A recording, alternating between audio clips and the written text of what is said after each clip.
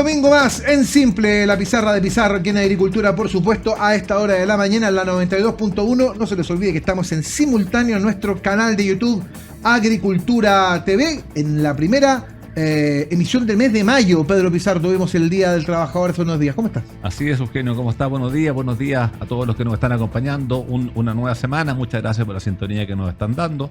Comenzó mayo, como fue la conmemoración del Día del Trabajador el pasado día miércoles. Así que un saludo a todos los y las trabajadoras de Chile, aquellos que se levantan temprano, que van a buscar el sustento para ellos, para su familia, y que hacen que este país vaya avanzando y tenga movimiento. Así que un gran abrazo fraterno para todos los trabajadores de Chile. Y junto con eso tenemos algunas noticias que comentar, Eugenio. Así es, porque mayo es mes de bono, y esto es importante recordárselo a la gente, porque comenzó el día jueves, 2 de mayo, el jueves, ¿no? Sí, fue el jueves. Comenzó el pago del bono invierno, que es muy importante, que llega a mucha gente. Claro, el bono invierno este año tiene el monto de 77.982 pesos. Es sin trámite, o sea, la persona lo va a recibir en forma automática. ¿Y quiénes van a recibir este bono, Eugenio? Súper importante.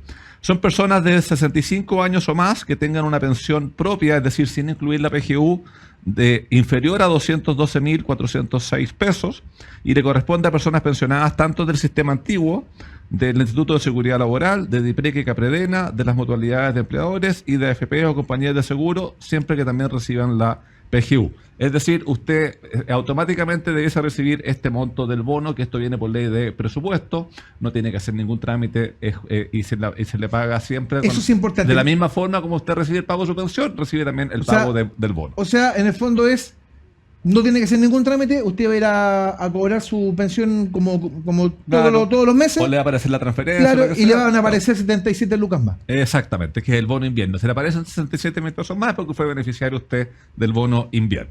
Exactamente, es bueno recordárselo a la... Es buena platita. Es buena plata, Sí. es buena plata. Bueno, a propósito de pensiones, hemos traído una especialista, una regalona, diría yo, de este programa.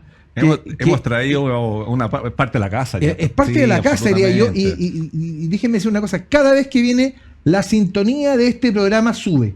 Porque explica realmente muy bien. ¿Cómo estás, Carol Fernández? Gusto Muy tenerte bien. una vez más aquí. Muchas gracias. ¿Sí? Acá todavía celebrando los triunfos de la U.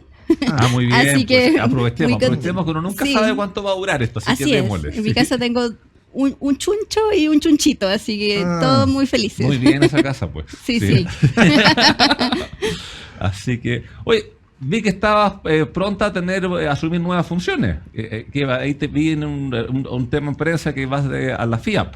Así es. ¿Y qué es la FIAP? A ver, expliquémosle a las personas que nos acompañan. No es la FIAP. No. Ya. El próximo 20 de mayo voy a asumir como vicepresidente ejecutivo de la Federación Internacional de AFPs, que es un organismo internacional que muy en simple lo que busca es fomentar los sistemas de pensiones multipilares en que la capitalización individual tenga un rol preponderante en el sistema. O sea, multinacional. ¿Qué países están incorporados ahí? Están casi todos los países de América Latina que tienen sistemas de pensiones de capitalización individual. Chile, Colombia, Perú, México, Uruguay, Costa Rica, El Salvador, República Dominicana y también España y Kazajstán. O sea, una cantidad importante de países. Sí, son 11 países en total. Y en 3 continentes. Perdón, voy a hacer completamente la pauta y los voy a sorprender a los dos. Y tampoco quiero sorprender a Carol Fernández, pero estoy seguro que ella lo sabe. Fíjate que en las últimas 2 semanas, a propósito de lo que decías tú respecto de la capitalización individual, han ocurrido 2 fenómenos muy interesantes en Colombia y en Uruguay. Se sabe la respuesta, sabe para dónde voy. En Colombia aprobaron una reforma de pensiones que básicamente es una reforma expropiatoria, ¿no? ¿Podríamos llamarla así? Ya. ¿Partamos con Colombia? Colombia. Ya, en Colombia todavía falta una votación más. Pasó la primera etapa de votación, viene una segunda. Y lo que se aprobó básicamente es que todas las personas que tienen salarios por debajo de 2,3 salarios mínimos, 2,3 veces salario mínimo, tienen que cotizar obligatoriamente al sistema de reparto, porque en Colombia coexisten un sistema público de reparto y un sistema de capitalización individual.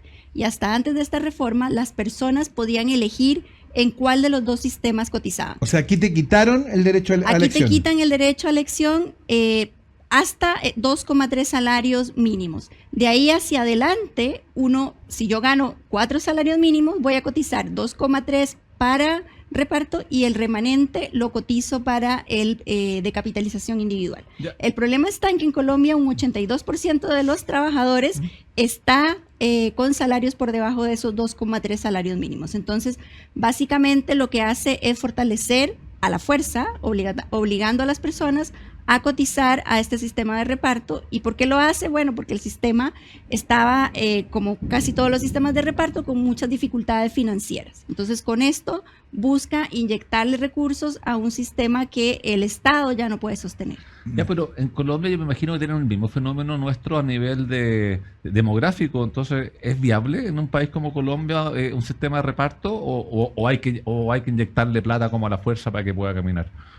No, exactamente. Es un sistema que no va a ser viable, tanto porque el fenómeno demográfico, que bien lo explicas, cada vez Colombia tiene más adultos mayores y menos trabajadores jóvenes. Y además porque en Colombia se suma una altísima informalidad. Colombia tiene más de un 50% de informalidad laboral. Si en Chile estamos asustados con 28%, imagínense en el doble. Entonces todos esos trabajadores no aportan para la seguridad social. Claro. Entonces hace que todavía el sistema recaiga en una porción y más pequeñita de trabajadores, que son los que van a tener que pagar las pensiones de los adultos mayores, que cada vez van haciendo más. O sea, a ver, para decirlo bien, en Colombia lo que hubo fue una eliminación de la libertad de elección. Así es. Para un trecho para un trecho importante, para un segmento grande de la población de Colombia. Al 82%. Claro, pero todavía no está aprobado. No está falta una votación más y bueno, vamos a ver qué ocurre. Bueno, y la otra es lo que está pasando en Uruguay, sí, que hace una semana el Frente Amplio Uruguayo, el Partido Comunista del Uruguay y el PIT-CNT, que vendría a ser como la CUT de acá, lograron juntar las firmas para someter a plebiscito este tema. Lo que pasa es que el gobierno de la calle Pou había puesto adelante una reforma al sistema previsional que está en marcha, y lo que quiere hacer el Frente Amplio es a través de este plebiscito es eliminarlo, sí, y con ello eliminar las AFAP, como le llaman allá. Exacto. Que son las como las AFPs. Que vendrían a ser las AFPs de Uruguay. Sí, así Estaban hablando de 22.000 millones de dólares que pasarían al Estado. Claro, ahí sí sería una expropiación. En el fondo, en Uruguay, como tú bien dices, se juntaron las firmas para hacer un plebiscito y ahora se va a plebiscitar entre toda la población, obviamente, si quieren o no eliminar las AFAP, pero ello implicaría que la gente renuncie voluntariamente a su ahorro individual. Y por eso yo creo que ahí hay muy pocas probabilidades de que eso ocurra, porque la población uruguaya es una población bastante bien educada, entonces van a saber que les están quitando su ahorro individual para traspasárselo al Estado. Entonces yo creo que es una reforma que, como se va a plebiscitar, no tiene mucho futuro. Pero es interesante el fenómeno. Sí. Porque está ocurriendo en dos lugares que tienen gobiernos de signo político distinto, pero que el afán de llevarse el aporte previsional al Estado están orientados por la misma idea. Sí, bueno, recordemos que los fondos de pensiones a lo largo del tiempo han venido acumulando importantes recursos. En Chile llegó a representar el 85% del PIB. Entonces, claro que es un botín que cualquier gobierno quisiera tener, especialmente cuando los gobiernos empiezan a enfrentar dificultades financieras, que fue, por ejemplo, lo que ocurrió en Argentina en el 97, ¿no? 2004, 2005 es el gran manotazo de Cristina. Con Cristina. Que claro, era un gobierno que estaba con una dificultad financiera, no tenía acceso a mercados internacionales para seguir financiando su mayor gasto público, y finalmente decide optar por utilizar los recursos de todos los trabajadores para darle un alivio financiero al gobierno.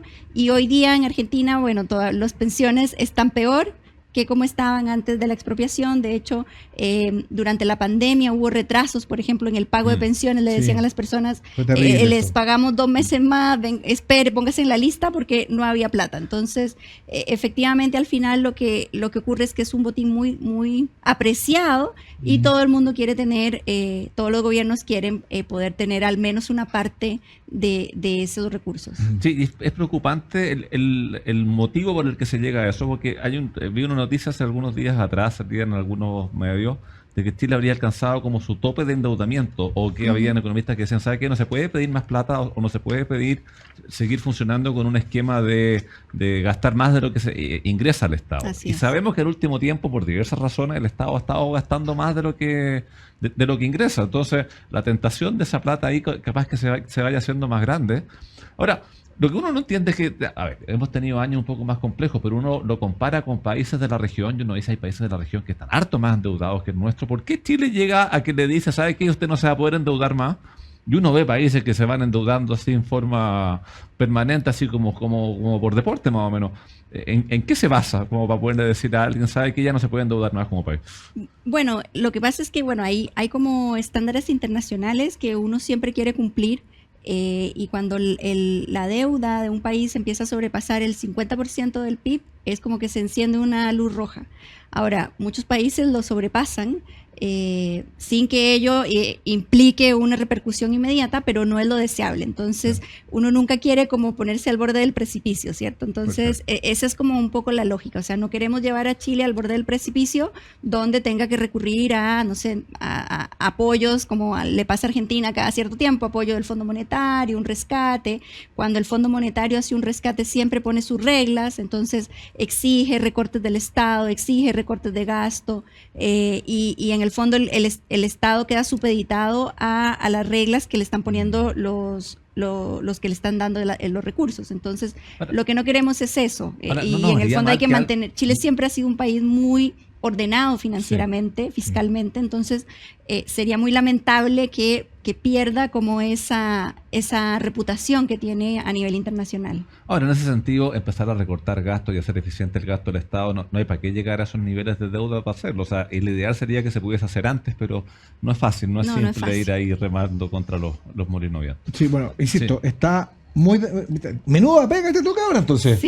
Sí, bueno, y en Chile además recordemos también tenemos esta reforma que se sigue discutiendo, en que también apunta un poco en esa línea de cargarle la mano al trabajador las responsabilidades que son del Estado. ¿Por qué? Porque lo que dicen es, tenemos un grupo de pensionados, los actualmente pensionados, que tienen pensiones bajas, entonces utilicemos parte de las cotizaciones de los trabajadores actuales, un 3%, es la última oferta que hizo el gobierno, para financiar a esos actuales pensionados. Entonces en definitiva es un esquema de reparto en que le vamos a retirar cotizaciones a los trabajadores jóvenes para pagarle a los ya pensionados. Y eso en verdad debiese ser una tarea del Estado, porque esas personas ya se jubilaron. Si terminaron con malas pensiones, posiblemente es por otras causas, es porque no cotizaron por toda su vida laboral, tuvieron bajos salarios, etcétera. Entonces, debiese ser el Estado quien se haga cargo de darle apoyo a esas personas, y tenemos la PGU, que ha sido un excelente mecanismo para precisamente solventar las deficiencias que esos pensionados tienen. Entonces, me parece que el gobierno, de nuevo, está con esta tentación de tener una tajadita del botín, que sería este 3%, para ellos poderlo administrar y utilizarlo, ojalá que mejorar pensiones, pero nunca se sabe. No, claro, bueno, recordemos que cuando se votó en la Cámara, ese 3.3 no fue aprobado. Lo único que se aprobó fue aumentar y que es algo que nadie discute a esta altura, hay que cotizar más. O sea, lo que se aprobó en la Cámara fue que se aumenta la cotización en 6 puntos, pero esa distribución de 3.3 fue rechazada. Por consiguiente, no viene con apoyo en la Cámara y por lo que hemos escuchado en el Senado tampoco va a ir. Ahí lamentablemente el gobierno como que se ha mantenido en una línea y no cambia, y le han dicho, haga una propuesta distinta, escucha a la mayoría de las personas. Pero lo que no logra entender, creo yo, el gobierno aquí es que no se está discutiendo de puntos más, puntos menos. Aquí la discusión de fondo es, ¿queremos hacer un fondo social, un fondo solidario, un seguro social con cotizaciones o no queremos hacerlo? Porque si definimos de que no se quiere hacer, entonces la verdad que da lo mismo cuántos puntos sean, es cero. Porque la pata pero cuando el gobierno dice yo he cedido, no está cediendo en su idea. Lo que está cediendo es puntos más, puntos menos, pero en su idea de fondo no ha cedido un ápice, que es financiar este seguro social con cotizaciones. Claro, en el fondo creo yo que es precisamente eso lo que el Estado todavía no logra entender, el gobierno, en que la mayoría de las personas no quiere ese sistema de reparto. Y ya distintos académicos entendidos en el tema, el mismo gobierno hizo un estudio donde muestra que las tasas de reemplazo, es decir, cuánto sustituye la pensión al salario que tiene la persona, va a ser más baja en el futuro que actualmente. Entonces, cargarle la mano a los trabajadores jóvenes para ayudar a los actuales pensionados significa que los estamos condenando a que en el futuro ellos van a tener peores pensiones que las que tienen hoy sus abuelos. Entonces, no tiene sentido, en el fondo, parchar un problema abriendo un problema en el futuro. Entonces, creo que efectivamente el gobierno va a tener que dar pie atrás en su idea de crear este fondo solidario, porque de lo contrario no va a haber reforma y eso nos va a perjudicar a todos, porque hay puntos de la reforma en los que sí hay acuerdo y en los que se podría avanzar con rapidez si es que el gobierno decide poner marcha atrás a esta idea. ¿Cuáles son esos puntos? Se lo vamos a preguntar a Carol Fernández al regreso de la siguiente pausa, no sin antes contarte que nuestro compromiso con tu salud es todos los días, y el programa de salud Los Héroes siempre suma más. Centros médicos, especialidades desde 990 pesos, clínicas móviles de salud, seguros dentales, telemedicina y mucho más. Los Héroes, vivir con ganas. Y en AFP Plan Vital, tu confianza es nuestra prioridad. Te asesoramos y acompañamos como socios de por vida con atención y asesoría experta para ti. Deposita tu confianza y cámbiate a AFP Plan Vital ingresando a traspaso.planvital.cl. Y en H Seguro Laboral queremos que tu equipo esté más protegido, más sano y más feliz. Es por eso que te entregamos la mejor experiencia en servicio a través de nuestra amplia red de cuidado integral que va desde la prevención a la recuperación. H Seguro Laboral, el seguro laboral para que tu equipo esté mejor. Cámbiate hoy en h.cl/súmate. Marcamos la pausa en Simple, la pizarra de Pizarro en Agricultura, y ya estamos de vuelta.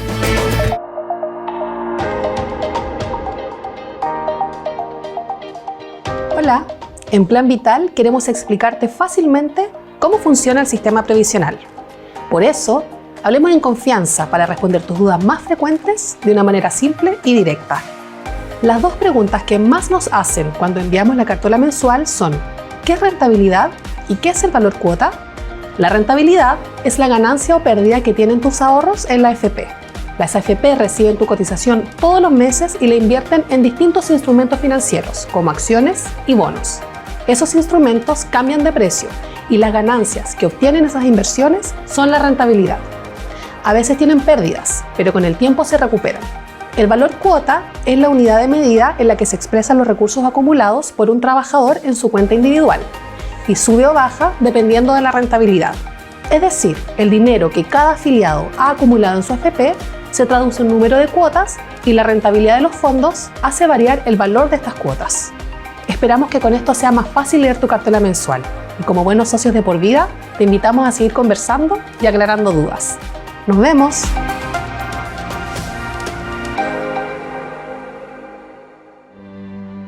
Así como cuidamos a Andrea en la agricultura, cuidamos a Pablo en la construcción, a Jimena en la peluquería, a la señora Mercedes en la panadería y a todas y todos los trabajadores de Chile con H Seguro Laboral. El seguro laboral para que tu equipo esté mejor.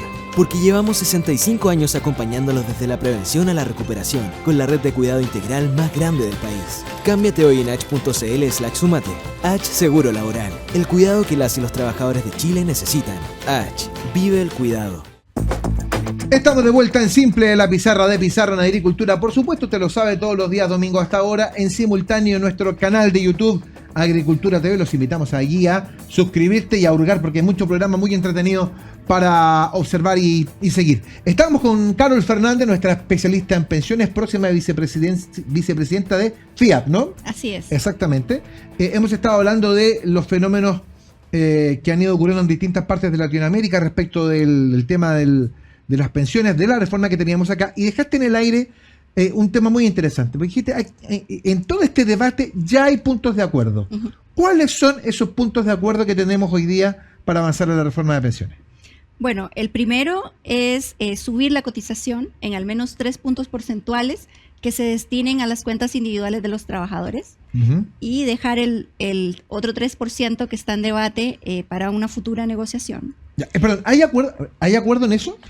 Hay acuerdo de parte O sea, el gobierno no está de acuerdo en que solo se incremente ese 3%. Bueno, quiere el 6. Quiere el 6. Sí, pero es que ojo, estamos hablando de 3 puntos que se van a incrementar de medio punto por año. Es decir, Exacto. estamos hablando de dejar el tema resuelto, entre comillas, por los 6 años que vengan. Y da un plazo de 6 años en que va a haber otro gobierno, otro congreso, otra discusión, para efectos de ver qué pasa con los 3 puntos siguientes. Exacto. En ese sentido, porque el gobierno quiere 3 y 3, en 3 y 3 y 6-0, cuando uno hacía estos ejercicios matemáticos, ¿dónde coinciden los 3 de cuentas individuales? Exacto. Así que ahí sí. Ya, ahí hay un acuerdo. Sí, Ya. el otro acuerdo que hay es en el de incrementar la PGU en los 250,000 pesos que ha ofrecido el gobierno, idealmente logrando alguna modificación en que se permita premiar a las mujeres un poco más que a los hombres y entregar algún beneficio por año cotizado a los trabajadores que en el fondo se asemeje o replique los beneficios que está ofreciendo el gobierno a través del Seguro Social. Entonces, que en lugar de subir en forma pareja a 250,000 la PGU para todos, la subamos, por ejemplo, a la línea de la pobreza y le demos estos extra a las mujeres y a quienes han cotizado más años como una forma de premiar su esfuerzo durante su vida laboral. Bueno, esa era una propuesta que lanzamos hace tiempo atrás con mujeres de Renovación Nacional, que en el fondo es para hacerse cargo en parte de la brecha, que aquí no hay una bala de plata que resuelva la brecha, en el fondo iba por la misma línea, en el fondo no tiene por qué ser 250 parejos, porque el problema de 250 parejos es que no quedan anclados a nada. Exacto. Y si no queda anclado a nada, en la próxima presidencial, la disputa va a ser por qué no ofrece un monto más alto dentro de las promesas populistas que se tienen que ocupar por ese tipo de cosas. Entonces, mantenerlo ahí y ya que se va a destinar más plata, darle un monto mayor a mujeres y darle un monto mayor por año cotizado, que también es algo que se ha pedido hace tiempo y que parece de toda justicia. O sea, hay que premiar a la persona que durante más tiempo se estuvo formalmente trabajando. O sea, hay 2 puntos. Ahora, recordemos, Carol, que si queremos avanzar en esos 2 puntos depende del gobierno. Porque si el gobierno no separa eso del proyecto y lo mantiene dentro de la discusión, es o me aprueban el paquete completo o nada, Sí. como que va destinado a nada. Claro, o sea, yo creo que efectivamente si el gobierno quiere avanzar va a tener que abandonar esta idea de una reforma maximalista y enfocarse en pocos puntos, que creo que es también una buena estrategia cuando uno hace estas reformas, porque creo que es un error y creo que por eso también fracasaron los 2 intentos de reforma anteriores, porque siempre se quiere arreglarlo todo de una sola vez y de repente es mejor ir haciendo arreglos poco a poco. Entonces, en el gobierno del expresidente Piñera se logró súper rápido la PGU. Entonces, claro, si en lugar de haber gastado tanto tiempo en discutir una reforma gigante como la que se planteó al inicio del gobierno, hubiésemos partido con la PGU, quizá la cosa hubiera avanzado más rápido. Entonces, uno va avanzando en etapas, en pasos, y así se hace que sea más fácil. Mencionaste 2 puntos. Y el tercero es mayor competencia en la industria. Yo creo que todos tenemos claro que se necesita fomentar la competencia en la industria y mejorar las funciones que han tenido las AFPs. Por ejemplo, cambiando la comisión como está ahora, que es por salario, a una comisión por saldo ahorrado. Que eso está en el proyecto. Eso está en el proyecto. Sí. El cambio de los actuales esquemas de multifondos. Acuérdense que tenemos A, B, C, D, E. A fondos generacionales, en que la persona ya no necesita irse cambiando de fondo, sino que el fondo es el que evoluciona conforme la persona envejece.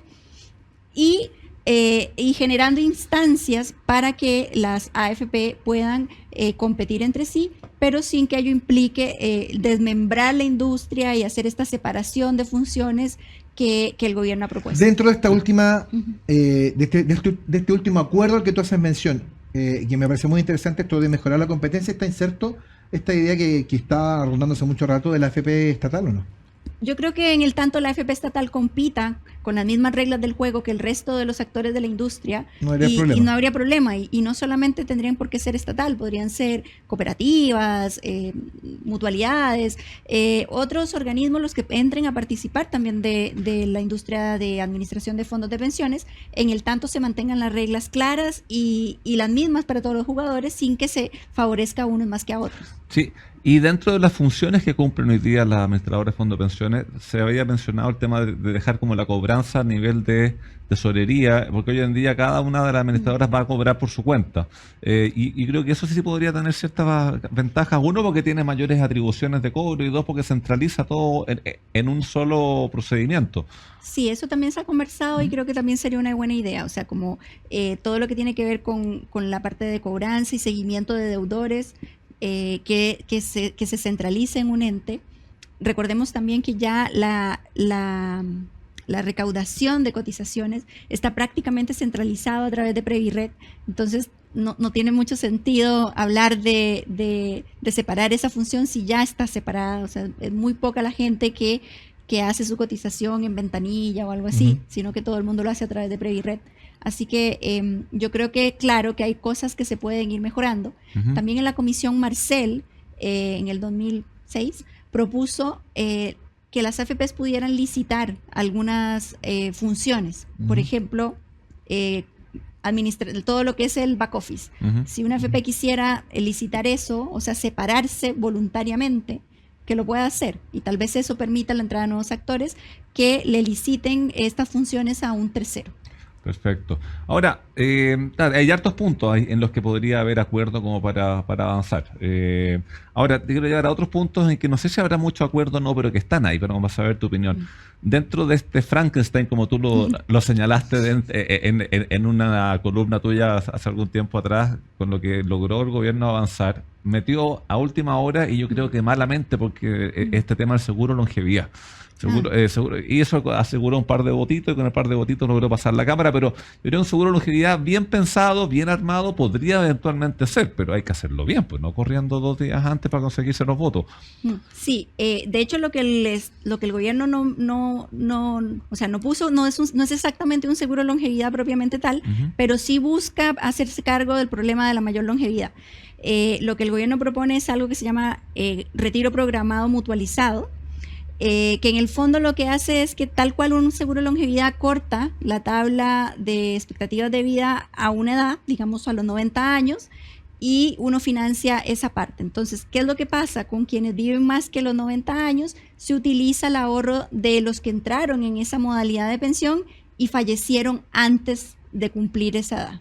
Entonces se mutualiza el riesgo de la mayor longevidad entre el grupo de pensionados que opta por esa modalidad de pensión. Entonces, si bien se parece a un seguro de longevidad, no es exactamente esto. Y lo que sé es que el gobierno encargó un estudio a la OECD para evaluar alternativas de seguro de longevidad, cuánto cuesta, cómo se tendría que diseñar y demás, pero todavía no conocemos ese famoso estudio para ver qué conclusiones tiene y si efectivamente sería aplicable para Chile. Yo creo que el seguro de longevidad puede ser una excelente herramienta para subir las pensiones de los futuros pensionados y de los que están próximos a pensionarse. De hecho, esa propuesta corría, algunos hablaban de un 4-2, pero siempre la perspectiva que 4 iba a la capitalización individual y el 2% iba al seguro. Sí, porque hay algunos estudios más o menos de costo que tendría este seguro. Algunos hablan de un 1,8, otros de un 2,8, más o menos en torno al 2. Claro. Ahora, pero entiendo de que este seguro debiese irse encareciendo en el tiempo, porque si en el tiempo las personas viven más, salvo que tú vayas cambiando la edad asegurada en el fondo. Sí, el tema es que este seguro está pensado para una persona que empieza a cotizar pagando el seguro. Ah, claro, o sea, en el fondo... Lo que nosotros ya estamos... Exacto, en cambio, en los que hay que ver la transición, en el fondo, que se hace entre medio. Entonces, claro. ¿qué hace entre medio con las personas que van a poder cotizar solamente 5 o 6 años para ese seguro? ¿Y por qué mira Eugenio ahí? Si no se va a cotizar más tiempo. A mí me faltan 14 años para eso. Así que ese es el problema. Entonces, lo que todavía no está claro es cómo se financia esa transición. Y bueno, y también hay que recordar que en Chile ya existe también un seguro de longevidad, que es la renta vitalicia. O sea, sí, claro. Oye, pero y bajarle un poco las barreras de entrada, porque hoy día para tener una renta vitalicia tú tienes que tener una pensión de 3 UFs para arriba, o sea, una pensión de 100.000 pesos para arriba. Y eso hace que muchas personas no puedan llegar ni a optar por una renta vitalicia, porque no les da el monto ahorrado. Claro. ¿Eso es bajable o los costos de administración de un seguro de renta vitalicia? Yo creo que se podría bajar, pero las personas en este caso a veces prefieren optar por un retiro programado. Porque parten más alto. Porque parten pudiendo retirar montos más altos. Ahora, lo otro que también hay que tener claro es que en Chile se le pagan pensiones a todas las personas que hayan cotizado, aunque sea un mes, en el sistema de capitalización individual. Entonces eso hace que de repente vemos montos de pensiones extremadamente bajos, pero en verdad eso no es una pensión. O sea, una persona que cotizó por 4 años, 5 años, no se puede llamar pensionado si lo que hizo fue ahorrar por 5 años en el sistema de capitalización individual. Entonces yo creo que otra medida que podría tomarse es que para personas que, por ejemplo, cotizaron menos de 5 años, ese saldo se les devuelva en un pago único o en un número de cuotas determinado. ¿Por qué? Porque así sacamos a esas personas de nuestra base de datos de pensionados y en verdad los llamamos como lo que son personas que ahorraron pero que no logran juntar dinero para una pensión. Sí, porque internacionalmente tú tienes que haber cotizado más o menos ¿cuántos años para que se considere que es pensión o media pensión? Claro, el estándar internacional son 30 años para que pensión completa y dependiendo de los países es entre 15 y 20 años para tener pensión parcial. Entonces, claro, una persona que cotiza menos de 5 años no llega a ninguno de estos límites y por lo tanto entregarle una pensión de 10,000 pesos, 20,000 pesos no hace mucho sentido y quizá para esa persona sea mejor retirar, no sé, los 5 millones que lograron ahorrar para hacer algún emprendimiento o darle otro uso que tener estos pagos mensuales súper pequeños. Sí. Y otro tema que se ha estado planteando, yo tengo algunos reparos, pero que quiero saber la opinión tuya, este tema de la licitación de cartera, que en el fondo se dice necesitamos hacer de que vayan cambiando los cotizantes de una administradora ahora, porque eso parte de dos supuestos. Parte de un supuesto de que habría poca rotación. Y yo no sé qué será tan así o no, porque si tú lo comparas con la cantidad de veces que uno se cambia de banco, yo creo que debe andar por una cifra parecida. Y lo otro es partir del supuesto de que las personas solamente se cambian porque la comisión sea más baja. Y de pronto hay varios otros motivos, o sea, de pronto las rentabilidades no son las mismas. A nosotros nos tocó, Eugenio, varias veces en gira, personas que les gustaba su administradora. ¿Por qué? Porque la administradora tenía un bucecito o un auto que iba a localidades apartadas, o la oficina le quedaba más cerca. O sea, hay otros motivos por los cuales pueden estar. ¿Cómo ven ustedes eso? Bueno, la licitación de stock es una idea bastante antigua, no es nueva. Y precisamente la idea es esto, es como de generar mayor movimiento de los afiliados desde las AFPs que son como más caras hacia las más baratas, ¿cierto? Y yo creo que efectivamente, como tú dices, el problema está en que el costo no es la única variable que uno debe mirar, sino que la variable importante es la rentabilidad neta de costo. Entonces, si yo tengo una AFP que cobra más, pero lo hace porque me entrega una mayor rentabilidad, está más que justificado que yo me quede en esa AFP. Entonces, no sería lógico que me obliguen a cambiarme a una AFP más barata, pero que entrega una rentabilidad menor. Entonces, está muy bien hecha la licitación como está ahora, en que se licitan a los nuevos pensionados, o sea, a los nuevos cotizantes, porque los nuevos cotizantes no tienen saldo. Entonces, para ellos lo más importante que la rentabilidad es el costo. Entonces, para ellos sí es muy lógico entrar a una AFP que le cobre menos porque la rentabilidad no pesa tanto todavía en su stock de ahorro. Pero conforme uno va teniendo un stock más grande de ahorro, la rentabilidad se hace cada vez más importante. Entonces, por eso no tiene mucho sentido movernos a una licitación de stock sin tomar en cuenta la rentabilidad. Entonces, planteaba una idea que la escuché hace algún tiempo atrás, pero para la vuelta de los consejos de Eugenio. Sabemos que la rentabilidad de los primeros años es más importante que la de los últimos años, por la cantidad de tiempo que está. ¿Sería viable que uno cotizase más, que el monto a cotizar sea más los primeros años de trabajo y uno cotizase menos los últimos, y con eso también fomentamos la contratación de personas de más edad? Pero te lo dejo como duda para después. Muy bien, porque les quiero contar algo muy importante. Nuestro compromiso con tu salud es todos los días, y el programa de salud de los héroes siempre suma más. Centros médicos, especialidades desde 990 pesos, clínicas móviles de salud, seguros dentales, telemedicina y mucho más. Los héroes, vivir con ganas. Y en AFP Plan Vital, tu confianza es nuestra prioridad. Te asesoramos y acompañamos como socios de por vida con atención y asesoría experta para ti. Deposita tu confianza y cámbiate a AFP Plan Vital ingresando a traspaso.plan.cl. planvital.cl. Y en H Seguro Laboral queremos que tu equipo esté más protegido, más sano y más feliz. Y es por eso que te entregamos la mejor experiencia en servicio a través de nuestra amplia red de cuidado integral que va desde la prevención a la recuperación. H Seguro Laboral, el seguro laboral que para que tu equipo, quiero decir, esté mejor. Cámbiate hoy en h.cl/súmate. Estamos en Simple, la pizarra de Pizarro. Nos acompaña Carlos Fernández, Pedro Pizarro. La pausa breve, estamos de vuelta.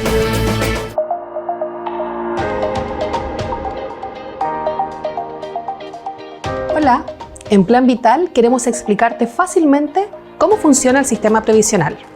Por eso, hablemos en confianza para responder tus dudas más frecuentes de una manera simple y directa.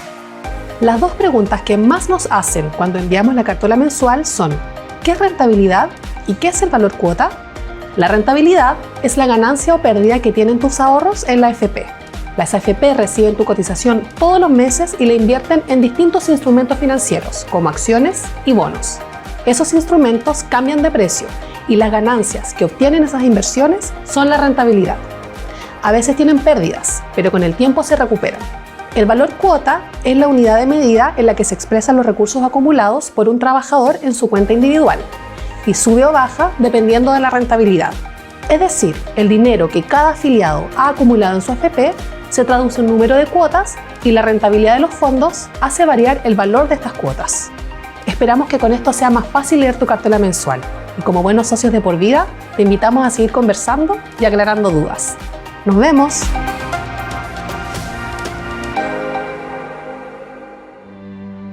Así como cuidamos a Andrea en la agricultura, cuidamos a Pablo en la construcción, a Jimena en la peluquería, a la señora Mercedes en la panadería y a todas y todos los trabajadores de Chile con H Seguro Laboral. El seguro laboral para que tu equipo esté mejor.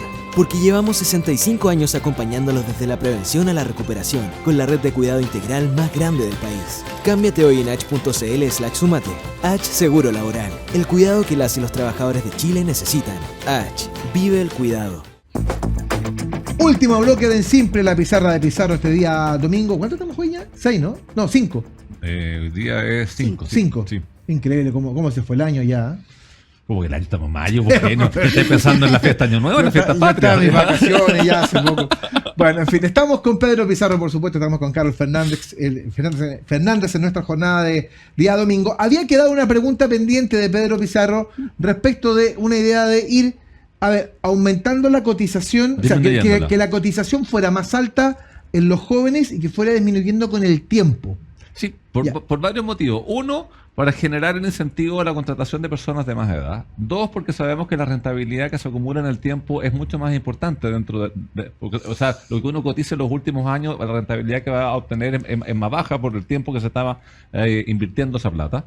Entonces uno podría ir teniendo como una línea que fuese decreciendo y no que todos coticen lo mismo. ¿Funciona? ¿Hay países que lo tengan? No conozco ninguna experiencia en esa línea, pero lo que sí existe en algunos países y que creo que sería una idea interesante de explorar es lo que se llama el enrolamiento automático. Entonces, por ejemplo, que cuando una persona entra a trabajar, aparte de lo que cotiza obligatoriamente, se enrola automáticamente en un ahorro voluntario, por ejemplo, de un 1% o 2% adicional, pero la persona tiene la opción de optar salirse. Entonces, se enrola automáticamente, pero se puede salir. Y lo que se ha observado en las experiencias de otros países es que como la gente en general es muy insensible a tomar este tipo de decisiones, una vez que se enroló, luego se le olvida y no se desenrola. Eso es más o menos cuando uno contrata por internet estas cosas gratis. Por 6 meses es claro. Gratis. Y después te aparece el cargo y no tenía idea. Y después a uno se le olvidó quitarlo. Más o menos la misma idea. Pero ahora es con ahorro previsional voluntario, entonces la persona se enroló, se lo empiezan a cobrar de sus salarios, ¿cierto?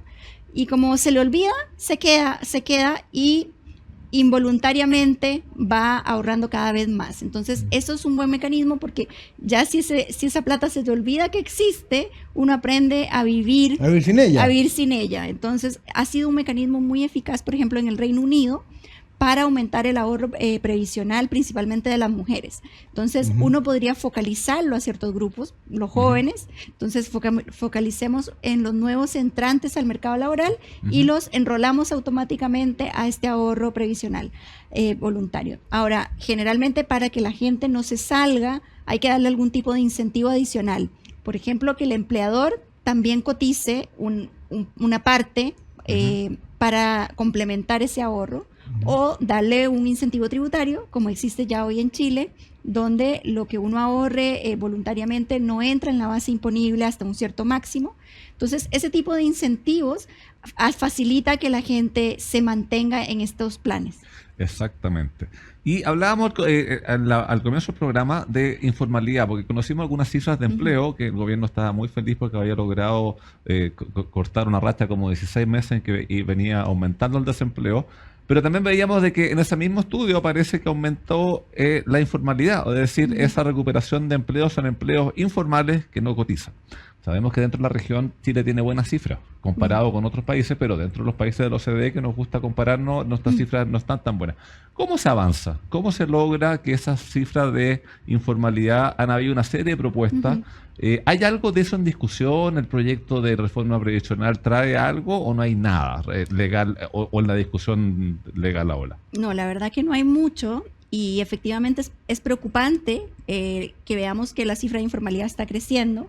El gobierno ha salido celebrando esta cifra en que baja el desempleo, pero como muy bien dices, es una parte importante de los empleos que se crearon fueron informales. Entonces son empleos de poca calidad, en que la persona no tiene ningún tipo de protección social, son inestables. Entonces creo que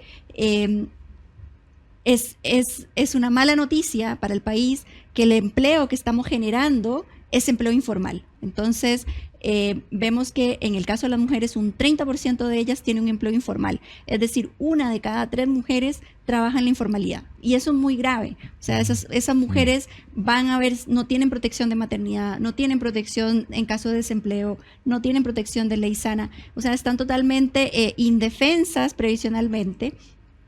Y efectivamente hay muchas propuestas para avanzar en mejorar la informalidad, pero el problema que hay es que la formalización depende principalmente de la productividad y del crecimiento económico. Entonces, si uno quiere mejorar la formalización del empleo, se necesita primero avanzar en crecimiento, en inversión y en productividad. Y lo que hemos visto es que las políticas que está impulsando el gobierno van más bien en la dirección contraria, creando nuevos impuestos, creándole costos para las empresas, como fue el tema del incremento del salario mínimo, que no se mide qué impacto va a tener eso sobre la formalización del empleo, no se mide el impacto de las 40 horas en las pymes, cuántas pymes van a tener que despedir personas para ajustarse a estos nuevos requisitos, o van a derechamente tener que cerrar. Entonces, es complicado hablar de mejorar la formalización cuando uno lo que ve es que el gobierno no está avanzando en la dirección de impulsar el crecimiento con fuerza, la inversión, atraer inversión extranjera, etcétera. No, exactamente. Y si es que no se ataca a eso, la verdad que si uno no cotiza, es imposible hablar de que se mejoró el sistema y hay mejores pensiones. O sea, como que una cosa es como piedra angular, base para que haya mejores pensiones el día de mañana, es que haya cotizaciones durante la vida activa de las personas. Mencionabas tú de que había un estudio encargado por el tema de como seguro longevidad o este cambio que no ha llegado. Hay otros antecedentes técnicos que tampoco han llegado a la discusión de la reforma previsional. En tu opinión, ¿está madura la discusión de la reforma previsional hoy día como para empezar a votarla en el Senado, o le falta material, le falta sustancia para empezar la votación ahora? Porque el gobierno lo vemos muy empecinado en empezar en empezar a votarlo. Yo creo que como viene la cuenta pública tiene que tener algo que decir, pero en el fondo, ¿está maduro esto o todavía hay que esperarlo para efectos de empezar con las votaciones? Yo creo que hay puntos en los que ya, como mencionaba anteriormente, ya hay bastante discusión, hay bastante material y que se podría empezar a avanzar por ese lado. Pero efectivamente hay otros, especialmente estos anexos, por eso fue que yo le puse el Frankenstein previsional, porque eran como parches que le fueron poniendo a la reforma original, que todavía falta tener más antecedentes, que falta ver los impactos, los costos, y una vez que se tengan esos antecedentes, poder avanzar en la votación. Ya, es decir, como para poder votarlo, habría que como separar el proyecto, porque hay temas que podrían estar más maduros que otros, pero si uno ve el conjunto, ahí hay varios aspectos que le han ido faltando en este tema. Se habla de que la PGU, que es una de las cosas que tú mencionabas, habría como consenso, pero siempre el gobierno, en todas estas cosas hay consenso, pero el pacto fiscal. El pacto fiscal que no sabemos si va a recaudar o no tampoco. Es muy caro aumentarlo y las platas van a estar con este pacto fiscal por lo que se ha visto. Yo he escuchado a varios economistas que dicen, ojo, cuidado, que capaz que con esto no recaudemos lo que están esperando.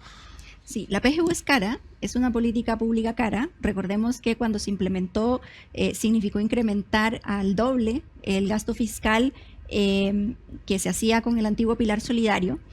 Y ahora con esto es un incremento algo así como de 1 punto porcentual del PIB, que eso es bastante caro. Pero creo que existen los mecanismos para poder recaudar este dinero sin necesidad de pacto fiscal, que podría ser generando mayor crecimiento. Entonces, en el tanto se apunte a mejorar, por ejemplo, también el tema de la evasión y la elusión, es importante reducirla, que las personas paguen cuando les corresponde pagar. Y mejorando el crecimiento de la economía vamos a poder tener los ingresos para cubrir este mayor gasto. Ahora, lo otro que es importante, como tú bien decías, es anclar la PGU en dos sentidos. Uno, en un monto que sea en línea con la línea de la pobreza, porque el objetivo de la PGU es prevenir la pobreza en la vejez. Entonces, no podemos tener una PGU de 500,000 pesos. O sea, la idea de la PGU es que la persona no caiga en pobreza, y para eso tenemos una medición de cuál es la línea de pobreza en Chile. Esa es la primera ancla que hay que poner. Y la segunda ancla que yo le agregaría es la expectativa de vida. Entonces, hoy día la PGU se está entregando a los 65 años, pero eventualmente podría ir cambiando la edad en que se va entregando conforme la expectativa de vida de la población va aumentando y las personas pueden permanecer más tiempo en el mercado laboral. Entonces, si en el futuro, en vez de jubilarnos a los 65 años, lo hacemos a los 66 o a los 67, la PGU también debería irse acomodando a esa nueva edad de jubilación. Y los números deberían mejorar, claramente. ¿Perdón? Los números deberían mejorar. Los números, los costos, exactamente. Sí, ahora, pero yo entiendo que a nivel técnico hay consenso en que el tema de la edad de la jubilación hay que irla revisando. O sea, tenemos la misma edad de jubilación que teníamos el año 80, ya ha cambiado. Ahora, políticamente, eso también tiene cierto... O sea, ya se discute mucho el tema de que por qué las mujeres tienen que acceder a la PGU a los 65 y no los 60, que la edad de jubilación son 60, y eso viene así ya desde el 2008, que se creó el Pilar Solidario como una forma de incentivar que ojalá no se pensionen a los 60, sino que a los 65 años para irlo equiparando, pero ese cambio por ley es complicado. O sea, claro, técnicamente hay consenso en eso, pero hacer el cambio legal de datos hay que ir haciéndolo por incentivo. Bueno, el tema de la esperanza de vida es un tema, y cuando nace el año 81 el sistema pensional, la esperanza de vida en Chile era de 67 años. O sea, que las personas iban a recibir pensión por muy pocos años. Claro, claro, el tema es que hay un costo político de elevar la edad de jubilación que nadie quiere asumir. O sea, eso está más que claro.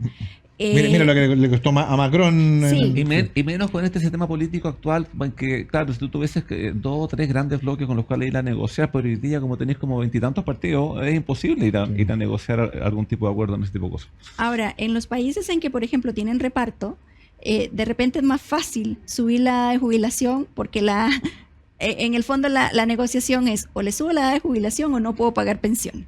Entonces, cuando ocurre eso, generalmente las personas entienden que se necesita ajustar la edad de jubilación porque simplemente no hay plata para seguir pagando las pensiones desde tan antes. En nuestro caso, esa negociación es aún más compleja. Pero creo que lo que hay que entender es que esto tiene que ser un cambio que sea paulatino, que no se le va a aplicar a las personas que están a 1 año de jubilarse. O sea, sería nefasto decirle a una persona que le falta 1 año para jubilarse que ahora no se va a poder jubilar. No, esto tendría que partir desde abajo. Eso tendría que partir desde los jóvenes y de forma paulatina irse aumentando. Y lo otro que es importante es que esta discusión se aleje del mundo político y quede en un organismo técnico. Entonces, por ejemplo, que esa atribución la suma el Consejo Previsional que existe hoy en día en Chile, en que ellos den asesoren y digan, sí, saben que ahora, este año toca subir la jubilación. Entonces, nadie discute, no hay que votarlo, no hay que pasar por todo el enredo, y ningún gobierno en el fondo tiene que asumir ese costo, sino que hay una entidad técnica que, basado en estudios actuariales de aumento de expectativas de vida, es la que va aconsejando estos incrementos. Y lo otro súper importante es el mercado laboral, porque ¿de qué nos sirve subir la jubilación si las personas a los 55 años ya no encuentran trabajo? Entonces necesitamos un mercado laboral que pueda absorber a estos trabajadores senior, que les dé más flexibilidad, porque de repente uno a los 55, a los 60 años quiere seguir trabajando, pero no en una jornada completa. Quiero trabajar 2 días a la semana, quiero trabajar 3 días, quiero trabajar medio día en mi casa, medio día en la oficina. Entonces, este tipo de flexibilidad laboral para este tipo de trabajadores es muy importante. Déjame contarte algo importante, Pedro Pizarro, para tu última pregunta. En AFP Plan Vital, tu confianza es nuestra prioridad. Te asesoramos y acompañamos como socios de por vida con atención y asesoría experta para ti. Deposita tu confianza y cámbiate a AFP Plan Vital ingresando a traspaso.planvital.cl. Última pregunta de este programa, Pedro Pizarro. Última pregunta que me va a dejar hacer. Bueno, doña Carol, ¿qué espera usted que ocurra con la discusión de la reforma? ¿Qué me gustaría o qué espero? ¿Qué le gustaría, cómo le gustaría que termine esta discusión? A mí me gustaría que se avance en una reforma. Creo que es muy importante ir poniendo los bloques para ir mejorando el sistema previsional, pero me gustaría que se avance en una buena reforma. Me gustaría que se avance en una reforma que fortalezca la capitalización individual, que premie el esfuerzo de los trabajadores, que no permita que los trabajadores caigan en pobreza, los jubilados caigan en pobreza, y que tenga las miras hacia adelante para continuar avanzando en mejoras que el sistema necesita. Ya, eso es tu deseo. Ese es mi deseo. Ya, pero ¿qué va a pasar? Creo que va a depender de la voluntad de la ministra Jara y del ministro Marcel, que son los principales negociadores de esta reforma, de la voluntad de ellos por avanzar. Así que creo que está en sus manos. Yo entendí perfectamente. Está clarito lo que hay que hacer para efecto de que la reforma pueda salir. Que creo que todos queremos que haya una reforma previsional, pero una reforma buena, no un acuerdo por el acuerdo, sino que aquí el acuerdo es en base a aspectos bien hechos, porque si no nos va a pasar lo mismo que pasó en educación, en sistema político, en tributario. Porque en 10 años más nos damos cuenta, sé que nos equivocamos. Exactamente. Eso es lo que hay que evitar. Bueno, de verdad que ha sido un placer nuevamente tenerte acá, Carol. En verdad, cada vez que viene Carol, insisto, la sintonía se revienta porque explica muy bien, es muy clarita, y creo que nos ha ayudado muchísimo a darle un barniz a cómo está este tema que a la gente le importa tanto como son las pensiones. Así que gracias por acompañarnos, Carol, una vez más. Creo que como es la 4ª vez que está Carol con nosotros. Sí, pero primera vez que viene después del programa 100, así que podemos decir que es la primera vez dentro de esta centena. Muy bien. Pero muchas gracias. No, gracias a ustedes por la invitación y siempre feliz de acompañarlos y conversar cuando tengan a bien invitarme. No, a su casa llega doña Carol, así que muchas gracias por estar con nosotros, y a usted muchas gracias por la sintonía que nos dio una nueva semana. Que le vaya bien y nos estamos viendo en 7 días más. Hasta luego.